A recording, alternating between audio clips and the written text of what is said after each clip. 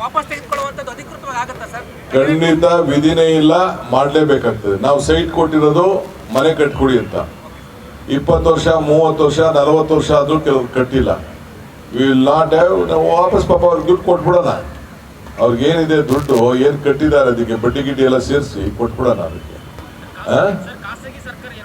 ಖಾಸಗಿ ಆಗಲಿ site allotment ಆಗಿರಲಿ, CITB ಇದಾಗಲಿ, ಯಾವ್ದಾದ್ರು ಸೊಸೈಟಿಯಿಂದ ಅಲಾಟ್ಮೆಂಟ್ ಆಗಿರಲಿ, ಯಾವುದೇ ಆಗಿರಲಿ, ಸರ್ಕಾರದಿಂದ ಸೈಟ್ ಬೇಕು ಅಂತ ಅವ್ರು ತೆಗೆದುಕೊಂಡ್ಮೇಲೆ, ಸರ್ಕಾರದಿಂದ ಅಲಾಟ್ಮೆಂಟ್ ಮಾಡಿದ್ಮೇಲೆ CITB ಇರ್ಬೋದು, BDA ಇರ್ಬೋದು, ಒಂದು ಸೊಸೈಟಿ ಇರ್ಬೋದು, ಎಲ್ಲೇ ಆಗಲಿ ತೆಗೆದುಕೊಂಡ್ಕೊಂಡ್ಮೇಲೆ ಅವ್ರು ಕಟ್ಟಬೇಕಾದ ಅವರ ಡ್ಯೂಟಿ.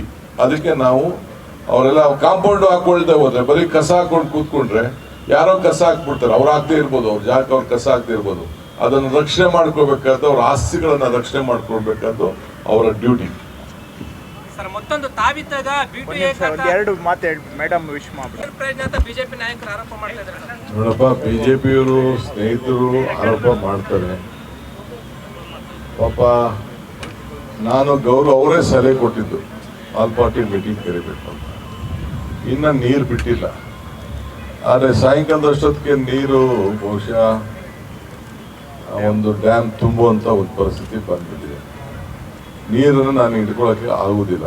ನಾಳೆ ನಮ್ಮ ಎಲ್ಲ ಆಗಲೇ ತಮಿಳುನಾಡವರು ಸುಪ್ರೀಂ ಕೋರ್ಟ್ ಹೋಗ್ಲಿಕ್ಕೆ ತಯಾರು ಮಾಡ್ಕೊಂಡಿದ್ದಾರೆ ಅಂತೇಳಿ ಇವತ್ತು ಸ್ಟೇಟ್ಮೆಂಟ್ ಕೂಡ ಕೊಟ್ಟಿದ್ದಾರೆ.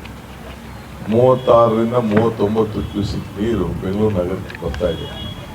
ಬೆಂಗಳೂರಿಗೆಲ್ಲ ನಮ್ಮ ಕಾವೇರಿಲಿ ಹರಿತಾ ಇದೆ. ಅವ್ರು ಕೊಟ್ಟಿರೋದು 3600. ಆದರೆ ವಿರೋಧ ಪಕ್ಷದವ್ರಿಗೆ ಚರ್ಚೆ ಮಾಡಿ, ಕಾನೂನು ತಕ್ಕಂಥ ಚರ್ಚೆ ಮಾಡಿ ನಾಳೆ ತೀರ್ಮಾನವನ್ನು ಮಾಡ್ತಾರೆ.